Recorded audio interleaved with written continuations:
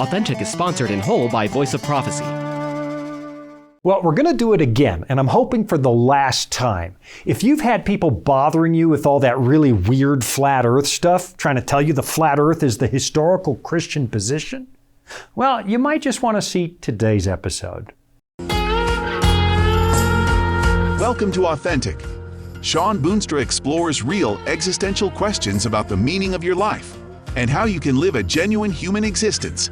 Listen every week right here on this station or on your favorite podcatcher. Here's Shawn with this week's episode of Authentic. Okay, I really debated whether or not we should do this topic again today because, well, I've done it once in the past and it kind of brought some really interesting people out of the woodwork. Apparently, it actually made some people mad, and more people than you might think. Sadly, there's enough of what we're going to talk about going around right now that I really think it's becoming something of a widespread problem. It's not going away. So, I've decided to address this one last time, even though I think it's pretty silly. What am I talking about? It's the flat earth conspiracy people. And honestly, it's hard to believe that we need to talk about this in the 21st century. There just seems to be this relentless group of people who think that they've come into a very special body of knowledge. They've uncovered a vast conspiracy by NASA and every single government agency on the face of the planet to hide the fact that the Earth is indeed flat. Now, just in case you belong to that group, let me just say that you're going to be wasting your time by writing me letters because I'm not going to answer them. And I know some of you are going to do it anyway, but I'm really not going to answer your letters.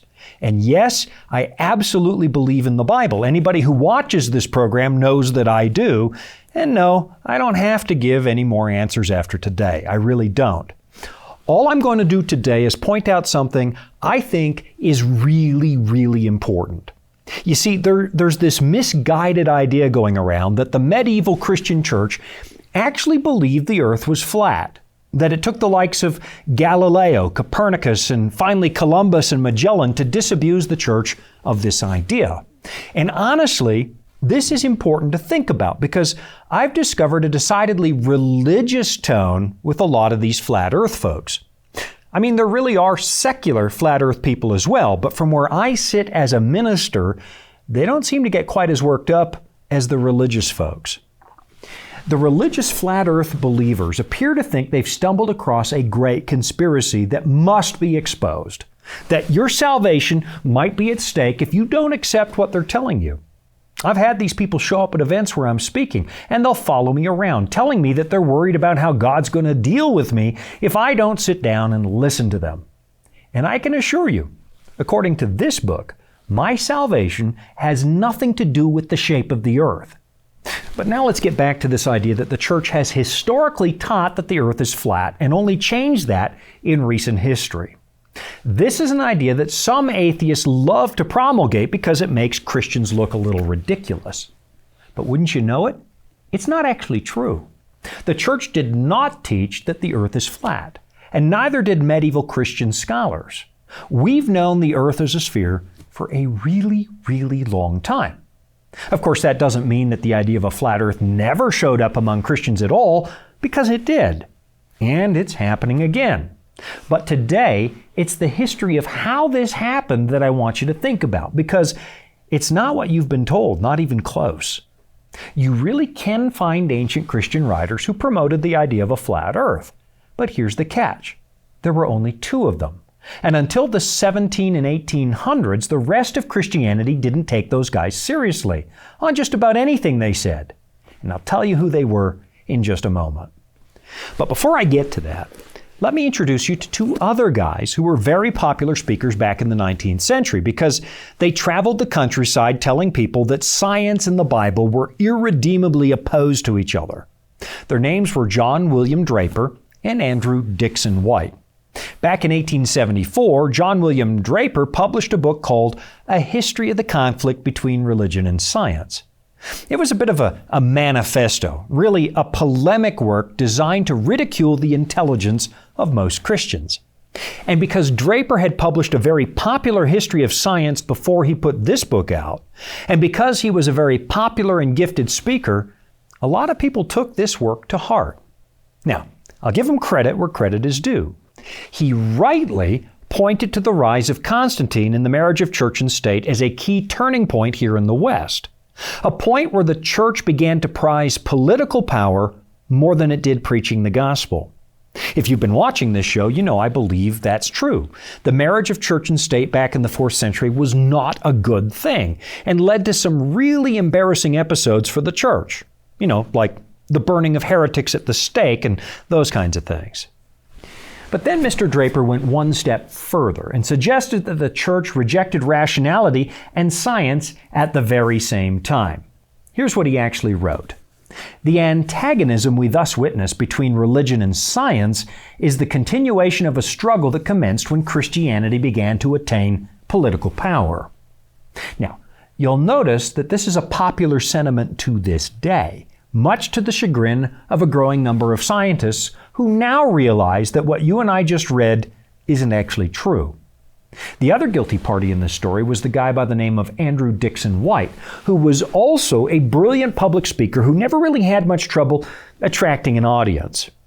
When the American Civil War broke out, his speaking tours were no longer possible, so he ended up directing his efforts to the political scene in New York State. But he really missed his years of study and research. And so he enlisted the help of a really good friend, the Quaker Ezra Cornell, and the two of them founded a new university together. And you probably guessed which university it is. It's Cornell University. The idea behind this new school was that people who taught there would be completely free of all external influences, including religion. Now, a lot of people found that idea kind of repulsive in that day, even dangerous, because they feared what might happen if their kids got an exclusively secular education. And so these two guys got a lot of opposition. In the end, the opposition made Mr. White a little bitter. So he composed a brand new lecture series he called The Battlefields of Science. The story he told? I'm sure you can guess it. He said religion is the absolute opposite of science. In fact, it's an enemy to science and a problem that had to be dealt with. The New York Daily Tribune printed that original lecture, and the rest is history. By 1896, Andrew White had published a really big book called A History of the Warfare of Science with Theology in Christendom. He openly told everybody that it was a response to what happened when they founded Cornell. I tried to be nice, he said, but now I'm going to play offense. Both Draper and White insisted that only a simpleton would continue to believe in the words of the Bible. And that's an idea you'll still find running rampant on the battlefield of modern social media. I'm sure you've seen some of these people in their posts. Oh, believe in fairy tales all you want, but I'm going to be dedicated to reason and science. So, what would you guess would be one of the biggest points that Draper and White presented in these books of theirs? The church, they said, has historically taught that the earth is flat, and they even persecuted the people who said that it wasn't. The ancient Greeks, they said, on the other hand, they were dedicated to science, and they knew the earth was a sphere. But the church, being steeped in ignorance, refused to accept that idea because the Bible told them otherwise. Today, what these guys were teaching has come to be known as the conflict thesis, this idea that science and Christianity are at odds with each other. To this day, you'll see some skeptics using that idea to ridicule people of faith. But there's a problem. Either Draper and White didn't know their history, or they were being dishonest, because their theory doesn't hold anywhere near the water that some people think it does. I mean, did the church really persecute Columbus for saying the earth was a sphere? Did the church really teach that the earth was flat? The answer is absolutely not. And as soon as we take a really quick break, I'll come back to tell you what really happened. Hey, Shawn Boonstra here. Did you know you can watch Authentic every week? Yep. Just search for Authentic with Shawn Boonstra on YouTube. It's that easy. Catch new episodes every week during our regular seasons and watch for free. And while you're at it, would you tell one or two people about the show? Thanks for your support. This is Authentic with Shawn Boonstra and the Voice of Prophecy. Here's a problem I find when it comes to all this flat earth stuff. There's a handful of very vocal so-called believers who take advantage of social media to publish their misguided notions. What they do is insist that the Christian faith has always taught a flat earth until recent history. But then, in order to accommodate the evolutionists they teach, the church went apostate and agreed that the earth is round, or it's always some kind of variation of that. The problem is, none of that's true. The idea that the church believed in a flat earth was propagated by the likes of Draper and White. But where did they get that idea? Well, they got it from two ancient Christians named Lactantius and Cosmas, who were converts from paganism. What the skeptics will tell you is that all the church fathers believed in a flat earth. But again, that's not true. Go ahead and read all you want from the early Christians about the shape of the earth, and you'll only find two people who actually said that: Lactantius and Cosmas. Now, if you're watching the video version of this, I didn't have a picture of Cosmas, so this is just one of his maps I've put up on the screen. I'm guessing that before today, most of you have never even heard of these two guys. Do you know why? It's because they were essentially theological nobodies. Nobody believed what they said on a massive range of subjects. They were not influential. But now listen to what Mr. White said. He wrote about the church and a flat earth.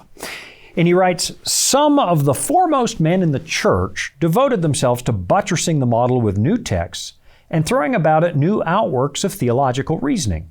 The great body of the faithful considered it a direct gift from the Almighty." I'm sorry. The foremost men of the church? Not even close. Lactantius and Cosmas were anything but. Let me read you something about Lactantius by a professor of history named Jeffrey Russell, who said his views eventually led to his works being condemned as heretical after his death.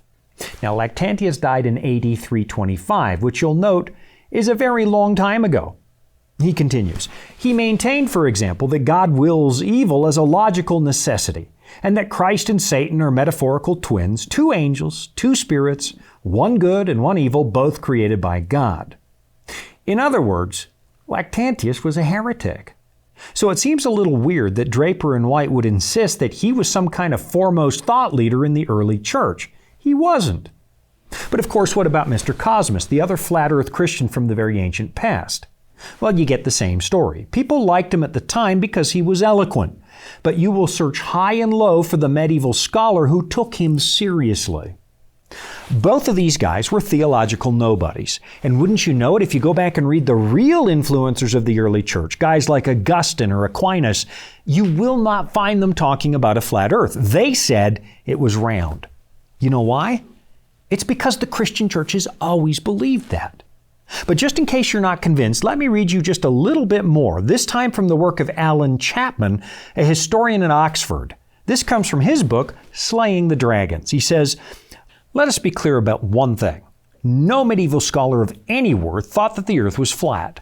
One needs only to read the astronomical literature of the Middle Ages to realize that the spherical nature of the earth, about 6,000 or 8,000 miles across, was standard knowledge and taught to university students from Salamanca to Prague. Inherited in unbroken succession from the Greeks, in fact, taught by the Venerable Bede to the young monks of Jarrow Abbey in AD 710, and encapsulated in John of the Holy Wood's Latin textbook, De Sphera Mundi, on the sphere of the earth, of around 1240. But what about that old story about how the church persecuted Christopher Columbus for saying the earth was round? Well, remember, we just discovered that the spherical earth was being taught to university students in Salamanca in the medieval period. And the legend goes that it was a council at Salamanca that condemned Mr. Columbus for his round earth beliefs. So how could that be? Well, it didn't happen. What the church disputed with Columbus was the size of the globe, not the shape. The Greek mathematician Eratosthenes had already calculated the circumference of the earth in his famous Egyptian experiment back in 240 BC. He noticed that when he looked down a well in the city of Cyrene at 12 noon on the summer solstice, his head completely blocked the reflection of the sun. That meant that the sun was directly overhead. So then he put a stick in the ground at noon on the summer solstice in Alexandria, about 5,000 stadia to the north.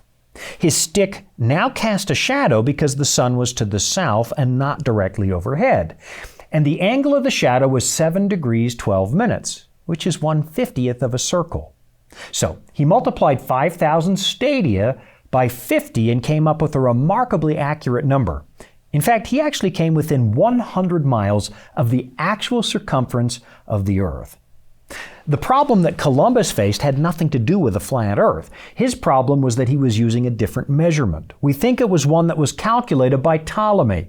And Ptolemy was wrong. His number was too small. So Columbus figured the trip to Asia was a lot shorter than it really was. That was what they were arguing about at Salamanca. It had nothing to do with the shape of the Earth. So where did we get the idea that the church believed in a flat Earth at that time?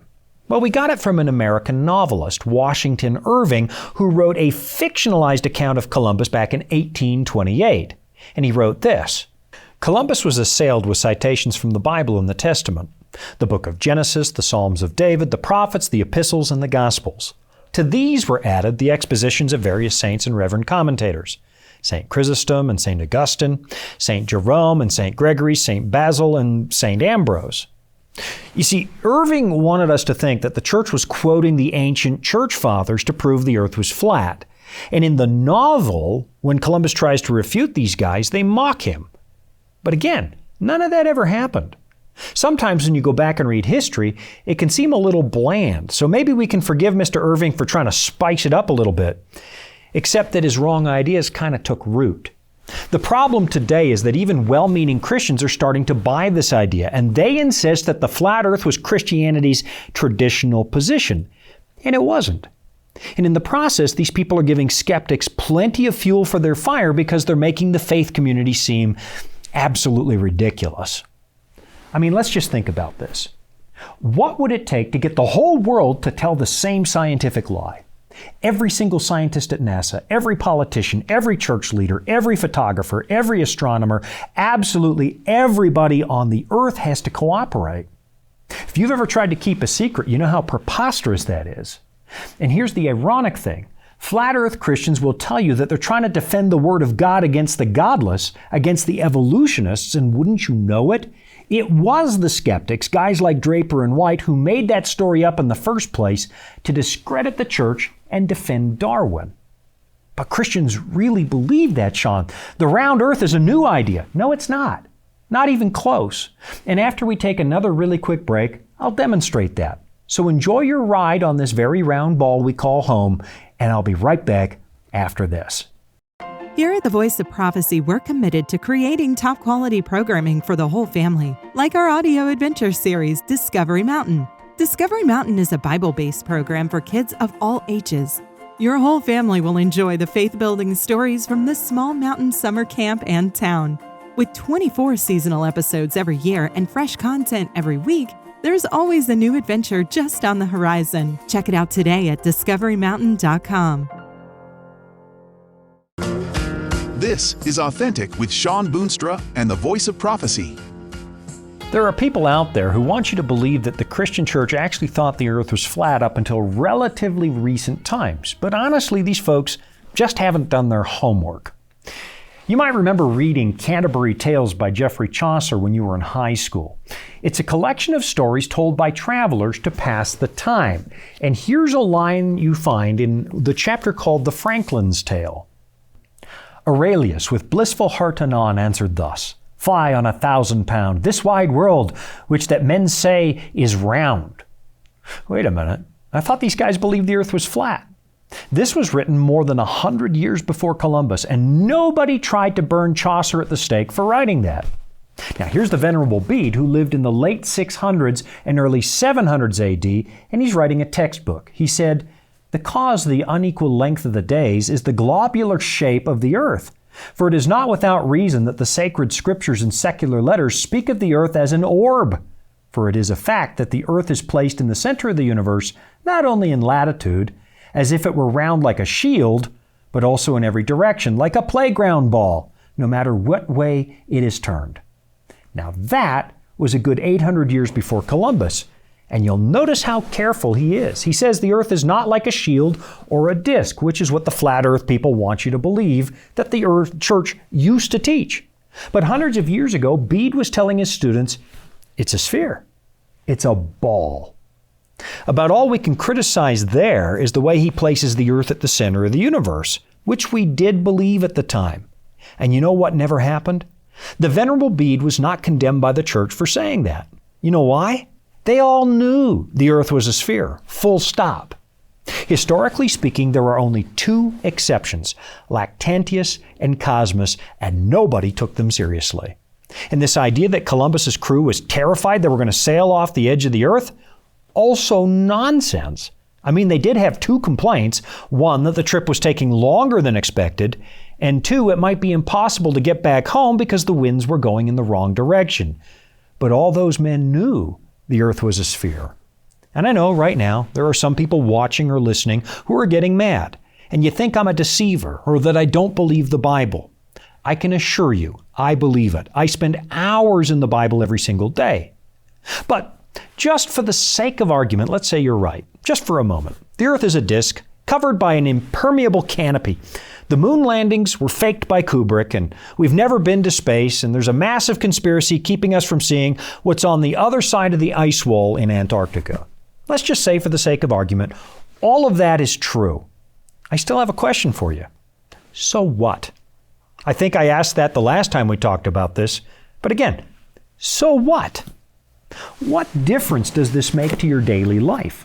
When you get up tomorrow morning, how is that knowledge going to make one bit of difference in your life? Are you Elon Musk? Are you planning a space voyage? Are you planning to launch a satellite? You're not. All you're doing is making Christians look like simpletons, and you're playing right into the hands of the people who concocted this idea in the first place to discredit Christianity. And you're violating a principle that Paul taught when he was dealing with pointless debates. Let me remind you of what he said to his young protege, Pastor Timothy. He wrote, "So flee youthful passions and pursue righteousness, faith, love, and peace, along with those who call on the Lord from a pure heart. Have nothing to do with foolish, ignorant controversies. You know that they breed quarrels, and the Lord's servant must not be quarrelsome." Honestly, you're wasting your life with this stuff. And that applies equally to all those conspiracy theories that people seem to love, especially right here in the United States of America.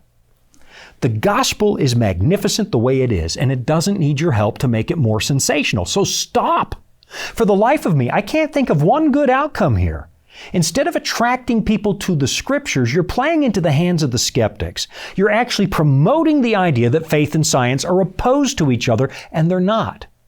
In fact, you'll notice that most of what we've discovered in the scientific revolution happened at the hands of people who believed that the universe was orderly, because it was created by an intelligent God. I'll be right back after this. Retirement planning can be a stressful process, but it doesn't have to be. The friendly people at the Voice of Prophecy can walk you through the entire process and explain all of your options based on your specific needs. Whether you'd like to set up a trust for income or make a gift that will benefit your loved ones and change lives through the Voice of Prophecy, we're here to help. To learn more, call 1-800-348-5993. Welcome back. It's Authentic with Shawn Boonstra and the Voice of Prophecy. All right. I think my rant is finished, and hopefully this will be the last time we ever have to come to this topic. I guess the reason I'm on it again today is because for some reason, I appear to have been anointed the apostle to the Twilight Zone. I don't know what it is, but I sure get a lot of strange letters. Here in America, the number of people who get into this kind of stuff is kind of alarming. But as a Christian, I find it even more alarming when it shows up inside the church. Now, just in case you missed the last time I talked about this, I looked at the supposed proofs of Mr. Samuel Rowbottom. So if you've come across that name during your internet travels, you might want to go back and watch the episode on what he said. I'm sure you can find it somewhere here on our website. Because Mr. Rowbottom was not only thoroughly debunked, but his supporters actually refused to pay a wager they'd made in the papers when someone definitively proved him wrong. So, in that episode, we dealt with the theory itself, the theory of the flat earth. And today we've looked at some of the fallout that's taking place in the Christian community. The people who preach this stuff are quite literally playing into the hands of the skeptics. They're underlining a story that was made up by skeptics about the church that has never been true. I can't remember if I brought this up last time, but the whole thing kind of reminds me of that servant girl that Paul had to rebuke. You might remember the story. She was a known occultist, a possessed girl, and she was following Paul around town saying something that was technically true. These men are servants of the Most High God who proclaim to you the way of salvation. So that was kind of true. So what's the problem with it? Everybody knew what she was. She was possessed. And now she appeared to be on the side of the gospel. That's why Paul put an abrupt stop to what she was doing. So ask yourself, have you become so possessed by a meaningless conspiracy theory that you're busy doing the same thing this girl was? Maybe you're caught up in some peripheral idea like the flat earth, and you're using it to try and convince people that the Bible is a reliable document. Let me assure you today, you are doing precisely the opposite. You're using something that just ain't so to try and make your point. And believe me, it makes your listeners think you're nuts. I know that's blunt, but it's true. What you're doing is driving people away, making them think that the Christian faith is not reasonable or intelligent. And please, you have got to stop doing this. I mean, you go ahead, flip through the pages of the Bible and see if you can find that place where we're told that's what Jesus told the church to preach. Flat earth. I can promise you, it's not there. You know, a few years ago, I was visiting an Inuit village up in the Arctic, and I was sharing Bibles with the people who lived there, Bibles in the Inuktitut language. And when I was walking through town, I noticed something kind of strange. Their satellite dishes were all pointed downward, not parallel to the ground, but actually pointing down. Do you know why?